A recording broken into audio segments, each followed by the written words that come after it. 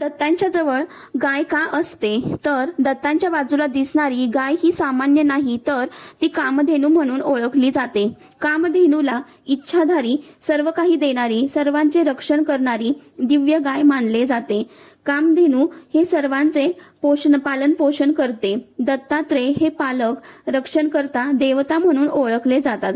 गाय म्हणजे धरणी मातेचे रूप। ही दोन्ही रूपे एकत्र आल्याने सर्व जीवांचा सांभाळ करणारी शक्ती दर्शविली जाते। तसेच करुणा आणि प्रेमाचे प्रतीक आहे। दत्तगुरु अत्यंत दयाळू आहेत। गायीचे स्वभावही शांत, प्रेमळ आणि सात्विक असते, म्हणून गाय दत्तांच्या करुणा स्वभावाचे प्रतीक मानले जाते व समृद्धी आणि सुखप्राप्तीसाठी कामधेनू ही समृद्धी देणारी म्हणून ओळखली जाते। दत्तांची उपासना केल्यास घरात शांती, धन, धान्य, कल्याण मिळावे म्हणून गाय दाखवली आहे। त्रिमूर्ती एकत्र येऊन त्यांची शक्ती तयार होते। दत्तात्रेय हे ब्रह्मा, विष्णू, महेश यांचे मिश्र रूप आहे।